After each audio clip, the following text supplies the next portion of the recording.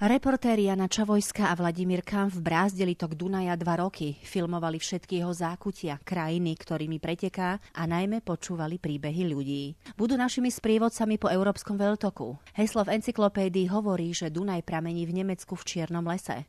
V skutočnosti je to komplikovanejšie. Už na samom začiatku svojho zrodu Dunaj prekvapuje a tak trochu špásuje. Dunaj totiž nemá prameň.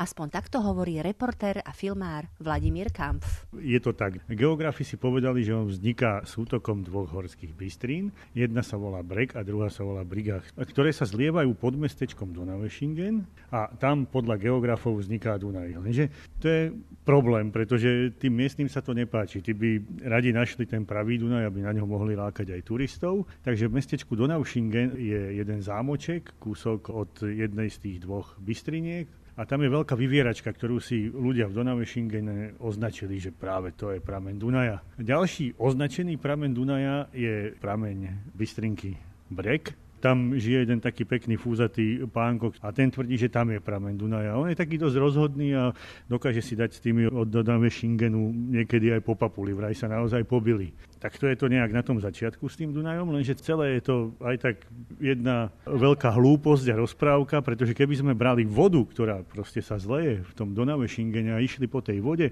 tak zistíte, že viac ako na 200 dní v roku sa Dunaj stráca v podzemí. Totálne sa stratí. Všetka tá voda podzemnými jaskyňami prechádza na druhú stranu kopca, kde vyviera ako rieka Ach, ktorá sa vlieva do Bodamského jazera a z Bodamského jazera vlastne vyteká Rín, takže už je po Dunaji.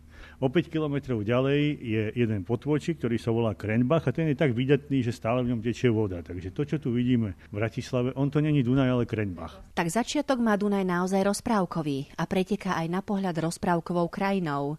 Nemecký a rakúsky úsek Dunaja je pôvabný, oku lahodiaci, upravený a paradoxne horný úsek Dunaja je aj najviac regulovaný s množstvom technických stavieb. Reportérka Jana Čavojská. No ten Dunaj tam je ešte naozaj taký maličký, tenučký a práve na tom úseku, keď si vezmeme na pomer kilometrový, aj najviac priehrad, ako keby vodných diel. Podľa mňa je Dunaj tam naozaj romantický. Ešte je taký úzky a na úvode vlastne ani sa nemôžu dostať veľké lode, takže komerčná plavba tam veľmi nefunguje. Skôr také tie menšie lode, výletné loďky alebo na šport ho využívajú veľmi. Tam sú mestá, kde ten Dunaj naozaj preteká centrami miest. Ešte je úzky, takže historické centrá miest a Dunaj je ich prirodzenou súčasťou. Žijú tam veľa vlastne ľudí, čo robia vodné športy, aj veľmi veľa takých kajakárov alebo ľudí, čo splavujú celý Dunaj. Začínajú v Nemecku a tí ľudia idú naozaj až do delty a väčšinou sa ich zúčastňujú Nemci, že oni tým naozaj žijú. Dunaj to sú aj ľudia, ktorí pri rieke a s riekou žijú. Neznamená to však, že sa ňou musia bezprostredne živiť.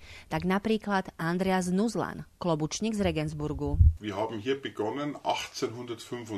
Klobúky vyrábame od roku 1875. Sme tu už 5. generácia. S klobúkmi začal môj praprastarý otec. Naše klobúky sú ručná práca. Najdrahší klobúk bol pre pápeža Benedikta. Stál vyše 1000 eur a bol zo špeciálneho materiálu priamo z Ríma. Toto je môj život. Stále nosím na hlave klobúk. To, že Andreas Nuzlan stále nosí klobúk, potvrdil aj Vladimír Kampf. Vraj si ho skladá len keď ide spať. Nie je to však jediná výstrednosť tohto klobučníka z brehu Dunaja. Keď sme k nemu prišli do výrobne klobúkov, tak nám povedal, že na úvod vás vezmem do mojej vinnej pivnice. Tak sme zišli schodami dole do jeho vinnej pivnice, obrovská vinná pivnica a má tam za posledné roky nazbierané tie základy klobúkov, čo je zo zajačej srsti, ktoré začal zbierať ešte jeho dedo a majú plnú pivnicu týchto polotovarov a robia klobúky zo starých materiálov a podľa mňa ešte 100 rokov, keby ich robili, tak majú z čoho.